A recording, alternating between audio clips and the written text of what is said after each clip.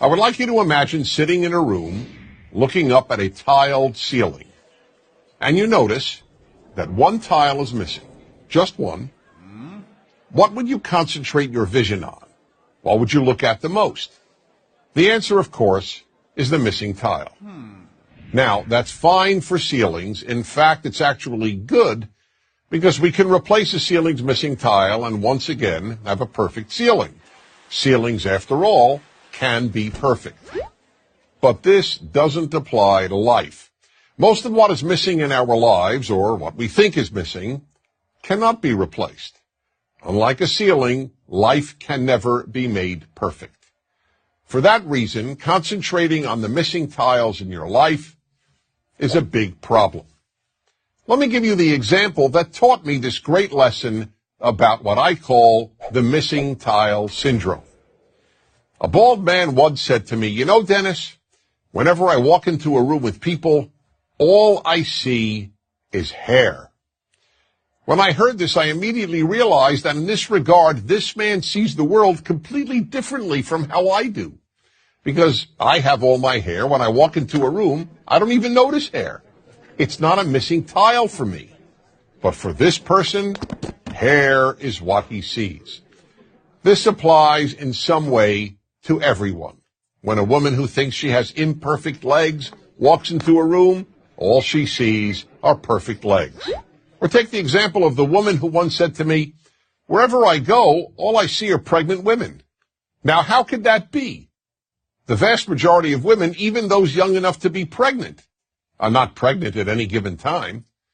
But that was all she saw because she wanted to get pregnant and wasn't able to. Her missing tile was not having a child. That's the way human nature is. We focus on what's missing in our lives. The missing tile syndrome is a very big obstacle to happiness, so big, in fact, that it makes happiness almost impossible. There will always be something missing in your life. When you see other people's kids, you'll think you see tiles that are missing in your own children. Gee, why can't my kid study as hard, or be as polite, or be as bright, or be as good-looking, or be as athletic? The same holds true regarding our spouses, our work, our looks. The list is endless. I'll give one more example. When I was single and looking to find the right woman, I wanted to first identify the most important trait to look for in my future wife. So after almost every date, I would call my best friend Joseph and announce, "Joseph, tonight I identified the most important trait in a woman." And he would always say, "Okay, Dennis, what is it?" And then patiently listen. One night I would tell him that it was intelligence, another night that it was looks, another night personality, and on yet another night kindness.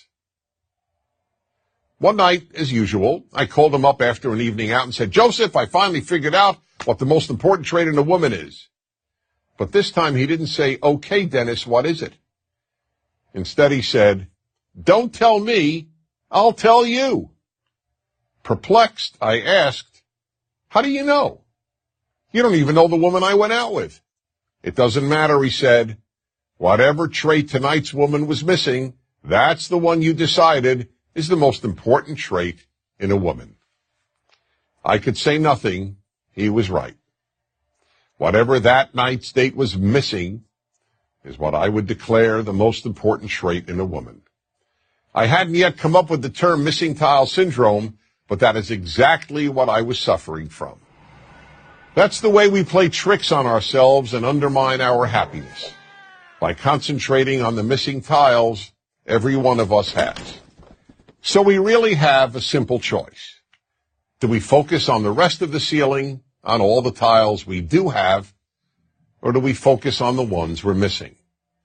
To a large extent, the answer to that question will determine how happy you will be. I'm Dennis Prager.